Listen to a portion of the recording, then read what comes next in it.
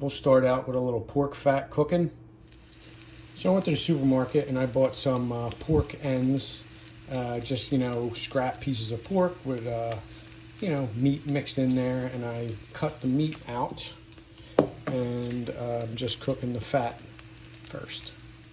All right, now that that pork fat is nice and golden brown, I'm going to take that out of there. I don't want anything burnt, so I'm taking it out of there basically just before it burns. And actually at the same time, I'm going to turn off the gas, and I'll show you my next step. Now I'm going to turn this heat back on. Right, put it on medium heat. I got all that fat that I just cooked out of the pork, and what I'm going to do is I'm going to take that pork meat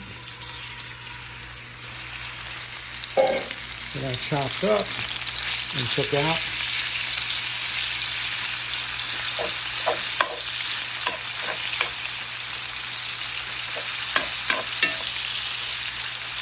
I'm going to cook that so it's nice and brown.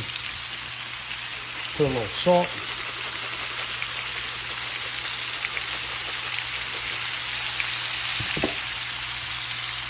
Put a little black pepper.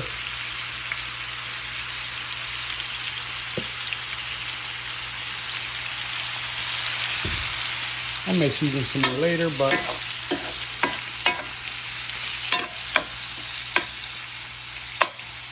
all right, next, that pork is all nicely cooked all the way through. And you see all this nice drippings that we have from the fat and then from cooking the pork. So what I'm going to do now is I'm going to turn my heat off again, and I'm going to get all this pork out of here, put it off to the side for a bit, but I'm going to leave all that juice in the pan. All right, next step, I'm going to turn this heat back on, put it back to medium temp. All right, we'll get that going again. Next thing I'm going to do is I got these tomatoes here. These are New Jersey plum tomatoes. Honestly, New Jersey plum tomatoes, New Jersey tomatoes in general, are some of the best in the world. I took those tomatoes, just fresh tomatoes today. I chopped them up and then I pureed them.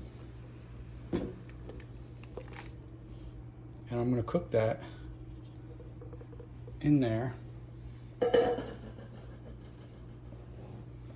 I'm going to throw a nice bit of garlic in there too. And I'm going to let this cook for a little bit. All right, now that I have this all bubbling and percolating, I'm going to turn my water on. I've had my water on low. I'm going to crank that up to high. I'm going to let that keep cooking. I'm going to stir it occasionally. I decided to put a little bit more black pepper, not a lot, just a little bit. You might notice that I'm not putting more salt because later I'm going to add some cheese. But at the moment, I'm also going to throw in, it's just like a mixed Italian seasoning. Just throw a little bit. I don't want to go too nuts, you know. And once that's cooked, or once my pasta's done, really, actually. So I'm going to use Campanelle. All right, that's what I'm using right now. Yeah, as soon as my pasta's cooked, really, I will throw my pork back into the tomatoes just to heat it back up again. Then I'll mix in my Locatelli Romano, and we'll be done. All right, so I got my water boiling. So I'll put in my pasta. All right, doing a whole pound of pasta. And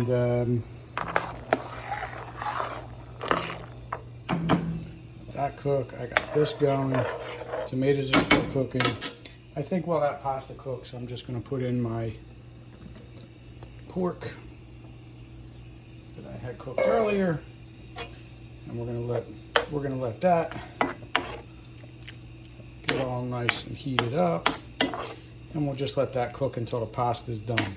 All right, and then the last step, I'll come back for in a minute. All right, let's see if I can do this while holding it in front of me. So my pasta's almost finished. So what I'm going to do with this, I'm going to pour it into this bowl. like so.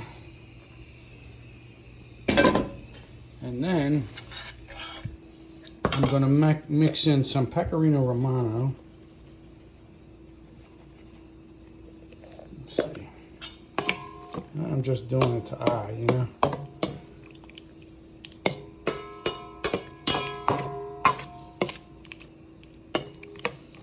I think that looks and smells pretty good. All right, so basically all I'm going to do is I'm going to take that, I'm going to mix it with my pasta. Where I made a mistake is I should have some fresh chopped basil to put over top at the end, but I think this is going to be good anyway. All right, so there it is. Like I said, you could see it in the plate. Obviously, a little green fresh basil on top of there would not only taste very good, but also would look pretty good. Anyway, it's a good meal, tastes great. I cooked this whole thing for about $12. Yes, it was a little bit of work to dig that meat out of the fat, but I mean, worth it. $12, that could feed a lot of people.